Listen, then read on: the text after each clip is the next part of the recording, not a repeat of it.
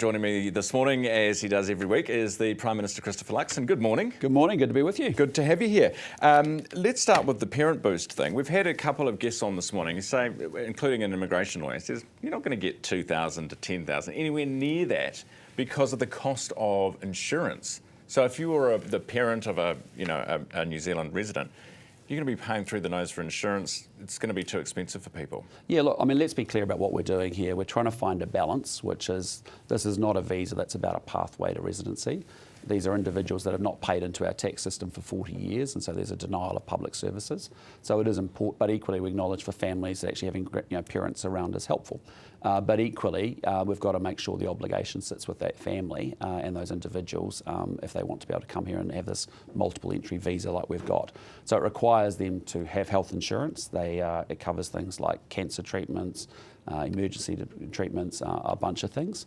They can either get that through a domestic provider or an international provider, but it's important that we actually protect our core healthcare system in New Zealand. So whether we get 2,000 to 10,000, we've modelled it on 6,000 a year. It doesn't really matter, and that's not the be-all end-all for you. It's more just, this is keeping us competitive with the Australians and the Canadians. And, it's really the Canadian system we've based this off. They're probably very similar to what we've done here, remember, it's a visitor visa and it's a long-term one. So as a result, we want to be reassured that you've got to maintain that health insurance the whole duration that you're here. Yeah. We've got Q1 GDP figures out next week. That's right. What are you expecting? Well, I'm not going to speculate on that. All I can say is we are pulling every lever we can to get growth into the joint. How do you think it's going? Well, I mean, the economy. What's your vibe right now? It's sort of two-speed at the moment. I think we've been through a really tough time and a deep recession, as you know, probably our worst since the early 1990s. We've now turned the corner. You're starting to see really massive growth happening or significant growth happening in primary industries, tourism. Even I saw manufacturing starting to come back in latest data. So there's some good things happening in different parts of the country. If I go to Southland, Canterbury, Hawke's Bay even, Otago, there's some very good momentum starting to build there.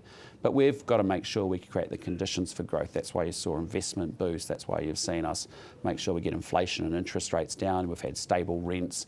And importantly, the thing that we're most fixated on is making sure that wages grow faster than inflation. And despite all of your work doing that, National's not going up in the polls.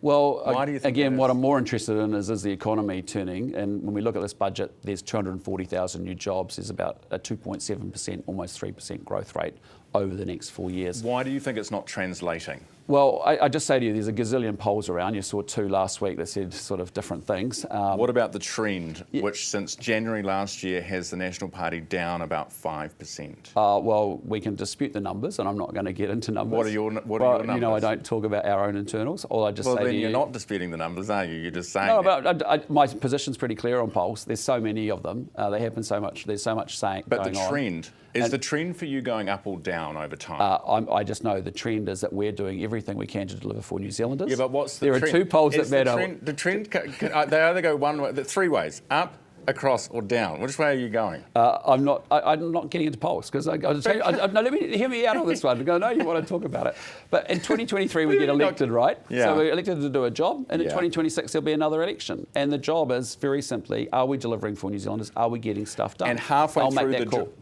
through the job, what are people saying to you? People are saying they can see we've got a government that's very focused on delivering for them. The economy. The fact you're not saying what the trend is means the trend's going down, doesn't it? No, I disagree. I think so it's not going. We have been through a really difficult and tough time. I think New Zealanders, as you are seeing, are sticking with our government. They understand that we are fixing things, and we've got a long way to go, but we are making progress.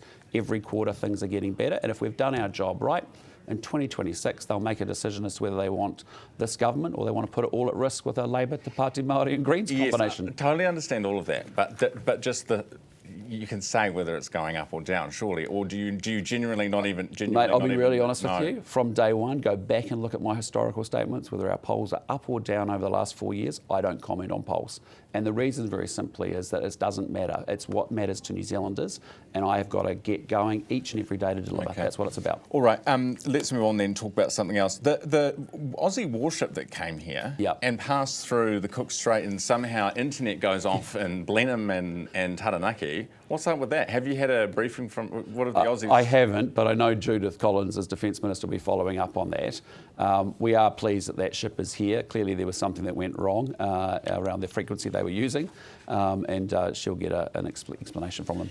The Grocery Commissioner, we had the Grocery Commissioner on last week making more recommendations, but nothing ever changes. Do you think that job is worth it, role is worth it? Well, I mean, what we did, or the previous government did, was to put a Grocery Commissioner in and also a code of conduct to see whether that would bite and have any teeth with the retailers and the suppliers. I think what we're doing and what Nicola's leading is some work around saying, look, have we as a government removed every possible barrier, made it as easy as possible for a third entrant to come into the marketplace? I want to be reassured that we've done everything we possibly can, and that's the work that's going on. All right, and the New Zealand First negotiations over the foreign buyer ban, how's that going? Is it still ongoing? Still ongoing, but what I'd say is I'm proud of some of the changes that we are making to encourage investment in New Zealand, and that investment boost is a great example of that. The backstop for $200 million of co-investment in oil and gas, gas exploration is a good thing. And those are things that we're doing as a coalition government. We want to make sure we get investment here. All right, we have to leave it there because you've got places to be. I really appreciate you coming on the program. Great to be with you.